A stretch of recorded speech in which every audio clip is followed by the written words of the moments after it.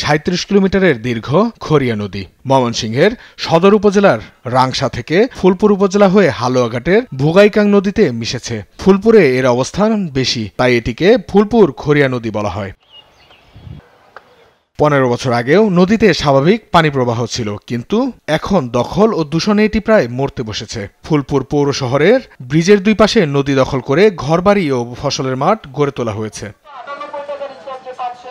যদিও বিএস রেকর্ডে নদীর জায়গা দেখানো আছে, তবুও আরএস এবং বিআরএস খতিয়ান রেকর্ডে দখলদাররা নিজেদের নাম করিয়ে নিয়েছে এবং নদীর জমি বিক্রি করেছে। এ অবস্থায় ক্ষুব্ধ স্থানীয়রা। তারা সরকারি জায়গা লিজে নেয়া নতুন করে পর্তন বাইর করে অনেক আগেই বিয়ের জরি পাইছে বলা তার নামে বিআরএস করছে। বিআরএস করিয়া এটা তার নামে লেখা নিছে নেহাইরা এসব জায়গা আবার বাগে বাগে বেচে হালছে। নদী আগে ভরা ছিল, এখন তো নদী শুকায় গেছে।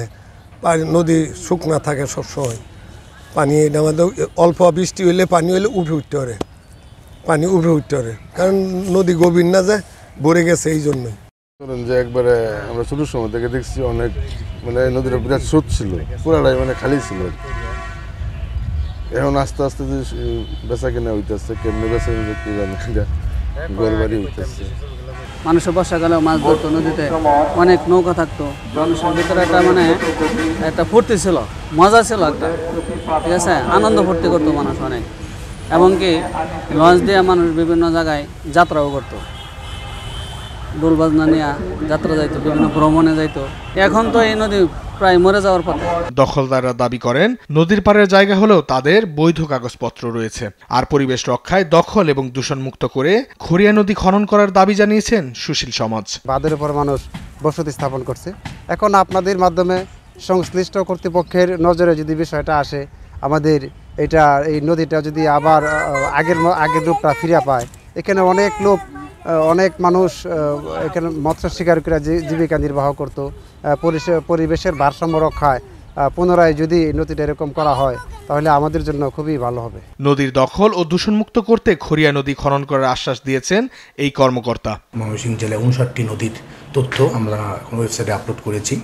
ময়মনসিংহ পানি উন্নয়ন বোর্ডের আওতায় এর আগেও প্রকল্পের আওতায় অনেকগুলো নদী এবং ছোট নদী এবং খাল খনন করা হয়েছে।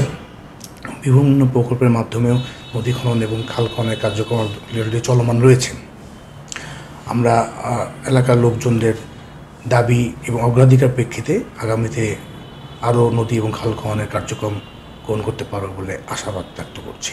ময়মনসিংহে ছোট বড় মোট 59টি নদী রয়েছে। গত 5 বছরে বিভিন্ন প্রকল্পের আওতায় 21টি নদী ও খাল খনন করা হয়েছে। বর্তমানে মুক্তাগাছা আইমান নদীর খনন কাজ চলছে এবং নান্দাইলের কাঁচামাটিয়া নদীর খনন কাজ শীঘ্রই শুরু হবে।